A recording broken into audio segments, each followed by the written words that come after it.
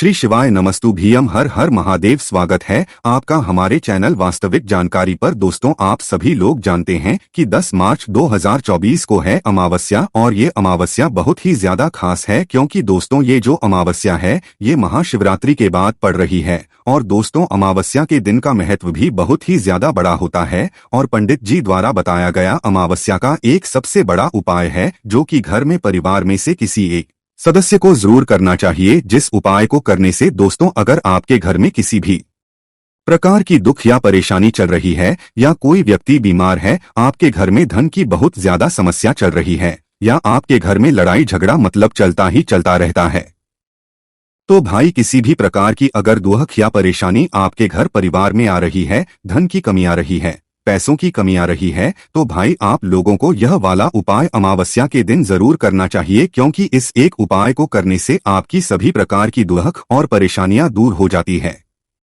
आप सभी लोग जानते हो कि अमावस्या का जो दिन होता है वो पितरों के लिए विशेष रूप से होता है। अब पितरों के लिए विशेष रूप से क्यों होता है? वो इसीलिए होता है क्योंकि दोस्तों इस दिन हम अपने पितृ प्रसन्न कर सकते हैं। कई बार हमारे घर में दुख और परेशानी के लिए हम सभी उपाय करके देख लेते हैं, पर उसका सबसे बड़ा कारण ये होता है कि हमारे घर में हमारे जो पितृ होते हैं वो हमसे नाराज रहते हैं और हम उनको प्रसन्न नहीं कर पाते हैं। तो अमावस्या का दिन भी वही रहता है जिस दिन हम अपने पितरों को प्रसन्न करते हैं, और जो हम आपको उपाय बताएंगे ये भी आपके पितरों को जो है प्रसन्न कर देगा। इसीलिए दोस्तों, अपने घर में सुख और शांति को पाने के लिए, अपने घर में धन संपदा को बढ़ाने के लिए आप लोगों को यह एक दीपक वाला उपाय इस दिन जरूर करना चाहिए, जो दोस्तों इस सबसे बड़ी अमावस्या के दिन आप लोगों को करना है। अब दोस्तों, सबसे पहले हम लोग ये समझ लेते हैं कि ये एक दीपक वाला उपाय आखिर करना किसको है।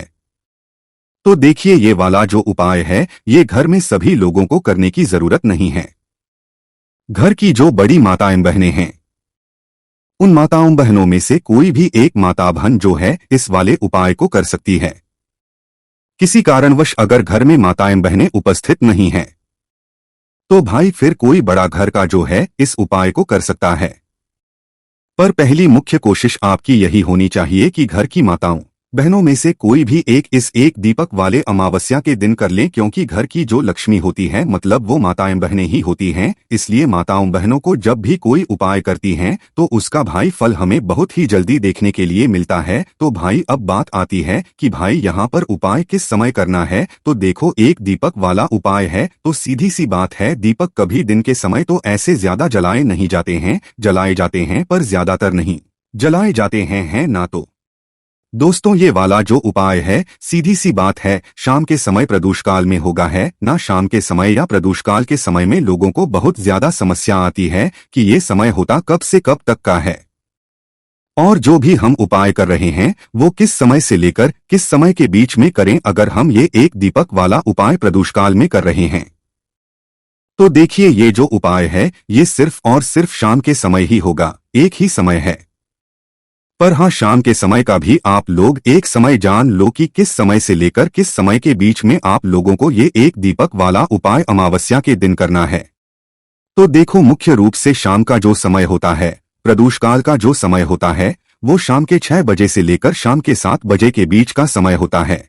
ये 1 घंटे का वो समय रहता है जब डूब रहा होता है और रात होने वाली होती है, मतलब इसके मध्याह्न को ही हम लोग जो है प्रदोषकाल या शाम का समय कहते हैं। और इसी समय जो है ये वाला उपाय आप लोगों को करना है। पर किसी कारणवश आप अपने काम पर गए हो, ड्यूटी पर गए हो या कहीं और गए हो और आने में देरी हो गई हो, तो भाई उस समय पर हम क्या करें, 7 बज गए, आप हमें उपाय करना है तो हम कैसे करें। तो देखिए, मुख्य रूप से आपकी कोशिश ये होनी चाहिए कि शाम के 6 बजे से लेकर 7 बजे के बीच में हम इस वाले उपाय को कर लें। पर किसी कारणवश अगर लेट हो जाएं तो भाई 7:30 या रात 8 बजे तक भी अगर उपाय को करोगे तो भी आपको उपाय का फल जाएगा। पर उपाय को करते समय मन में विश्वास जरूर रखना है। तो चलिए अब हम जानते हैं कि आखिर ये वाला उपाय आपको कैसे करना है। तो देखिए, ये वाला उपाय शाम के समय करना है तो उपाय की तैयारी भी आप लोगों को शाम के समय ही करनी है। इस बात का भी आप लोग ध्यान रखिएगा देखिए, एक दीपक वाला उपाय नाम में ही समझ आता है कि इसमें हमें एक दीपक की आवश्यकता यहाँ पर पड़ने वाली है। तो देखो, एक दीपक जो आप लोग ले रहे हो वो मुख्य रूप से आप लोग हो सके तो नया मिट्टी का दीपक ले लेना। कौन सा ले लेना? नया मिट्टी का दीपक ले लेना।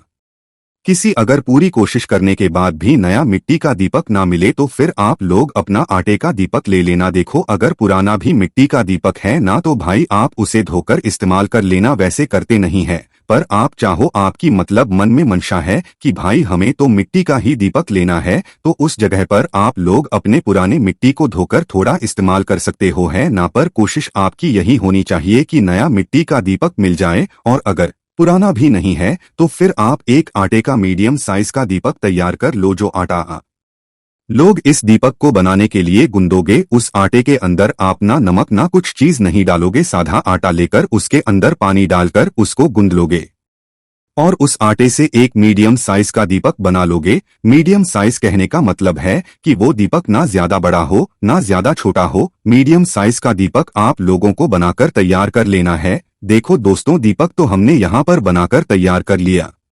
अब सबसे बड़ी और महत्वपूर्ण चीज आती है कि इसके अंदर हम बत्ती कौन सी लगाएंगे। देखो, यहाँ पर बहुत सारे लोग गलती कर जाते हैं।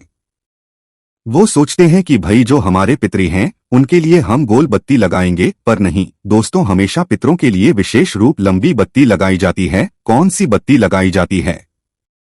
लंबी बत्ती। ध्यान रखना, इस चीज को हमेशा ध्यान रखना, जब भी आप कोई दीपक लगा रहे हो वो आपके पितरों के लिए लगा रहे हो तो समझना कि उसमें हमेशा लंबी बत्ती रखेगी। अगर गोल बत्ती रख रहे हो तो वो दीपक आपके पितरों को लगेगा ही नहीं। तो इसीलिए इस दीपक के लिए हम एक लंबी बत्ती तैयार करेंगे। जो लंबी बत्ती आप तैयार करोगे वो कोशिश करना आपके घर में जो रुई रखी हुई हो उस रुई से जो है आप अपने हाथों से लंबी बत्ती बनाओ।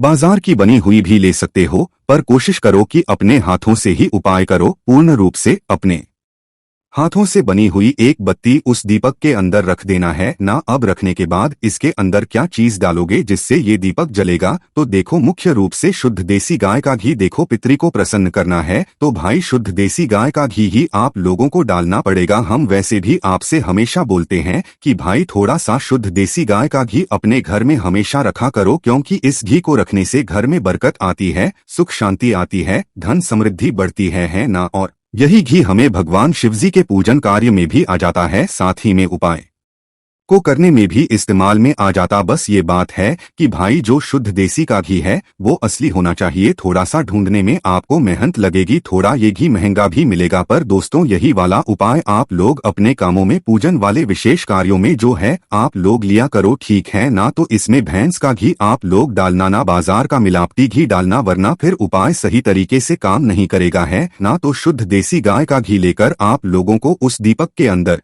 डाल देना। इतना घी डाल देना कि भाई वो दीपक जो है कुछ देर तक जल सके, और लंबी बत्ती ही उसके अंदर रखना है, गोल बत्ती मत रखना। ध्यान से सुन लीजिए आप लोग, है ना। लंबी बत्ती घी डालकर आप इस दीपक को तैयार कर लीजिएगा। अब शाम का समय जैसे ही होता है, जिस समय आप लोग अपना ये वाला उपाय कर रहे हो भाई, उस समय आपने इस उपाय को करने की पूरी तैयारी करके बैठ जाना। आप ये उपाय 6 से 7 के बीच में कर रहे हो, चाहे 7 से 8 के बीच में कर रहे हो, पर कर जरूर लेना है। करना क्या है? देखो, इस दीपक को सबसे पहले तो आप लोग तैयार कर लो। कर लिया?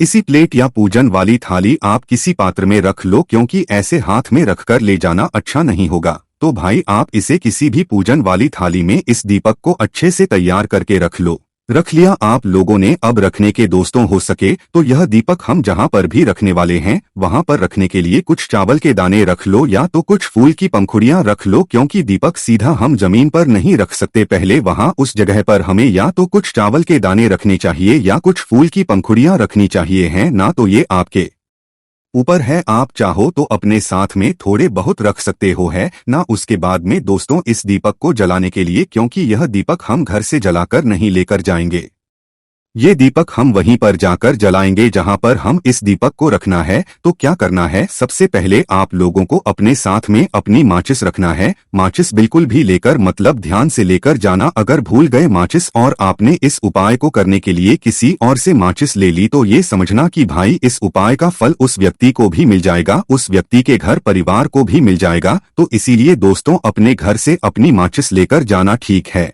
और अगर आपको पुण्य कमाना हो ना तो मंदिर में जाकर या किसी भी जगह अगर कोई पूजन कर रहा है तो उसे अपनी माचिस दे देना, उसकी पूजन का फल आपको भी मिल जाएगा, क्योंकि ये पुण्य का काम होता है। इसलिए हम आपको बातें बता रहे हैं कि आप अपने घर से अपनी माचिस लेकर जाएं, भूल कर ना जाएं। अब दोस्तों इस दीपक को लेकर जाना कहाँ है, तो देखो इस दीपक मतलब रखने की कुछ जगह है। मतलब ये दीपक रखा है एक ही जगह पर, जो आपके घर में पास, जो आपके घर से पास में पड़े, जो जगह आपको वहां पर रखना है। देखो सबसे पहली चीज तो मुख्य रूप से आपको इस दीपक को किसी भी पवित्र नदी के पास लेकर जाना है।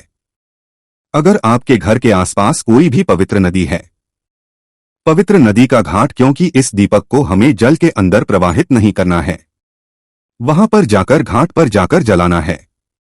तो भाई ये करना है आप लोगों को कि अपने घर के पास में अगर कोई नदी है, पवित्र नदी है, या कोई बावड़ी है, मतलब कुआं या तालाब है ना, या कोई सरोवर है, तो भाई वहां पर आप लोगों को जाना है। सब जगह पे नहीं जाना है, जो जगह आपके घर से पास में हो। मुख्य रूप से आपको नदी, पवित्र नदी के पास में जाना है। वो ना हो तो भाई फिर किसी कुएं के पास में जाओ, बावड़ी के पास में जाओ। वो भी ना हो तो फिर किसी तालाब के पास जाओ, वो भी ना हो तो किसी सरोवर के पास जाओ, पर जाना जरूर है। अब जैसे ही आप लोग किसी भी पवित्र नदी के घाट पर पहुंच जाते हो या किसी भी जगह पहुंच जाते हो, जल के अंदर इस दीपक को नहीं जलाना है। उस जगह के पास में एक अच्छा सा घाट देख लेना है, मतलब एक अच्छी सी जगह देख लेना है। तो भी नदी के पास में एक अच्छी सी जगह देख लेना है। तालाब, सरोवर है, उसके पास में एक अच्छी सी जगह देख लो। कुआं है तो कुएं के पास में तो अच्छी जगह होती ही होती है। तो आपको करना क्या है, इस दीपक को उस जगह पे रखना है जहां पर आप लोग जो है मतलब इस दीपक को रखने वाले हो। मतलब अभी सीधा वहां पर मत रखना, अपनी जो पूजन वाली थाली जिसके अंदर आप लोग अपना ये दीपक रख के लाए हुए हो, यहीं के यहीं पहले इस दीपक को जला लो। दीपक जो है वो एक जगह से ही जलेगा, क्योंकि एक बत्ती का दीपक है। तो एक जगह से आप इस दीपक को जला लो अपनी माचिस से। जैसे ही दीपक जल जाता है, इस दीपक को अपने सीधे हाथ के उठा लो। जहां पर रखने वाले हो उस दीपक को, वहां पर पहले कुछ चावल के दाने या तो कुछ फूल की पंखुड़ियां रख दो, ताकि इस उपाय का फल आप लोगों को पूर्ण रूप से मिल जाए। तो आपको करना क्या है कि सबसे पहले आप जिस स्थान पर बैठे हो, नदी, बावड़ी या तालाब के घाट पर जहां पर बैठे हुए हो, घाट पर एक अच्छी जगह पर, तो भाई जहां पर आप लोग ये एक अच्छी जगह पर दीपक रखने वाले हो, जहां पर भी बैठे हो वहां पर आप सबसे पहले दक्षिण दिशा देख लेना। एक इस उपाय को करने का ये भी बहुत विशेष और महत्वपूर्ण बात है कि भाई ये जो दीपक है ये दक्षिण बाती का मुख करके रखा था। इसलिए अपने साथ में अपना मोबाइल ले जाना या किसी से लेना कि दक्षिण दिशा किस तरफ है। आप जहां पर भी बैठे हुए हो उस तरफ दक्षिण दिशा किस तरफ पड़ रही है, या तो अपने मोबाइल में देख लेना कि भाई दक्षिण दिशा इस तरफ पड़ रही है। तो आपको क्या करना है, जो दीपक आपने जलाया है वो दीपक की बत्ती जिस तरफ से जल रही है, भाई वो बत्ती जो है वो दक्षिण दिशा की तरफ होनी चाहिए। मतलब जलती हुई बत्ती का मुख आप लोगों को दक्षिण दिशा की तरफ करके रखना है। इस बात का ध्यान रखना है। तो जो दीपक आपने तैयार किया है, जिस दीपक को आपने जलाया है, उस बत्ती का मुख आपको दक्षिण दिशा की तरफ करके उसी नदी, बावड़ी या तालाब के घाट पर रख दें। ठीक है, दक्षिण बाती का मुख जरूर होना चाहिए, तभी ये आपके पितरों के लिए होगा और तभी आपके पितरी आपसे प्रसन्न होंगे। तो इस दीपक को दक्षिण बाती का मुख करके अपने पितरों का नाम लेते हुए, पितरों का स्मरण करते हुए, भगवान शिवजी का नाम लेते हुए इस दीपक को आप लोग नदी, पावरिया, तालाब के घाट पर रख दो। और रखने के बाद भगवान से प्रार्थना करो, अपने पितरों से प्रार्थना करो कि आपके जीवन में जो भी दुख भर परेशानी आ रही है वो दूर हो और आपके ऊपर वो अपना आशीर्वाद सदैव बनाए रखे। ऐसी आपको जो है भगवान से प्रार्थना करनी है, अपने पितरों से भी प्रार्थना करनी है, भगवान शिव जी से भी प्रार्थना और प्रार्थना करके आप सीधा अपने घर पर आ सकते हैं। इसके बाद में कुछ ही दिनों के अंदर आपके घर में सब कुछ ठीक होना शुरू हो जाएगा। अब दोस्तों यहाँ पर ये प्रश्न भी जरूर आएंगे कि भाई अगर हमारे घर के पास में नदी, बावड़ी या तालाब नहीं है तो फिर हम उस जगह पर क्या करें। तो देखो, उस स्थान पर आपने पूरी कोशिश करी, नदी, बावड़ी या तालाब नहीं है, तो फिर उस जगह पर अगर आप लोगों के घर के पास में कोई भी बेलपत्री का पेड़ है तो भाई उस बेलपत्री के पेड़ के नीचे जाकर भी आप इस दीपक को रख सकते हो। ठीक है, विधि पूरी यही रहेगी जो आपके अभी हमने आपको बताई है। बस अगर नदी, बावड़ी या तालाब नहीं है तो किसी भी अपने घर के पास में जो भी बेलपत्री का पेड़ हो वहां पर जाना और दक्षिण दशा देखना, दक्षिण बाती का मुख करके इस दीपक को रख देना, भगवान से प्रार्थना करना, अपने पितरों से प्रार्थना करना और इस दीपक को रख देना। बेलपत्री का भी ना हो तो पीपल के नीचे रख सकते हो, पीपल का भी ना हो तो भी आंवले के भी नीचे रख सकते हो। ठीक है, और आंवले का भी ना हो तो शमी के वृक्ष के नीचे रख सकते हो। ये सभी वृक्ष बड़े होने चाहिए, किसी भी एक वृक्ष के नीचे रखना है, सभी के नीचे नहीं रखना है। ठीक है, बस जो जिस भी पेड़ के नीचे आप इस दीपक को रखने वाले दक्षिण बाती का मुख करके अपने पितरों के लिए, तो भाई वह वृक्ष बड़ा होना चाहिए। बस इस बात का ध्यान रखना। अब भाई जो ये कहे कि भाई हमें जाना बिल्कुल भी मतलब मना है, हम ना पेड़ के नीचे जा सकते हैं, ना नदी, बावड़ी या तालाब के पास में जा सकते हैं, तो उस जगह पर में दोस्तों उन लोगों के लिए जिन लोगों ने पूरी कोशिश कर ली बाहर जाने की, भाई वो नहीं जा सकते। ना उनके घर के आसपास में पेड़ हैं, ना तो भाई नदी, बावड़ी या तालाब है, तो उनके लिए है ये बात सिर्फ कि वो इस दीपक को तैयार करके अपने ही घर के रसोई घर में जहां पर उनका पीने का पानी रखा जाता है उस स्थान पर जाएं और उस स्थान पर दक्षिण दशा देख लें, अपने दीपक को जला लें और दीपक को जलाने के बाद दक्षिण बाती का मुख करके भगवान शिव जी का नाम लेते हुए, अपने पितरों के नाम करते हुए इस दीपक को अपने घर में रसोई घर में पीने के पानी वाले स्थान के पास में रख दीजिए और भगवान से प्रार्थना कर लीजिए, दुख और समस्या को दूर करने की विनती कर लीजिए। बस दोस्तों यहाँ पर ये वाला उपाय पूर्ण हो जाता है। हमने आपको सभी तरीके से जो है इस उपाय को अच्छे से समझा दिया है। बाकी दोस्तों कोई भी समस्या है कमेंट करके पूछ सकते हैं। श्री शिवाय नमस्तुभ्यम, हर हर महादेव।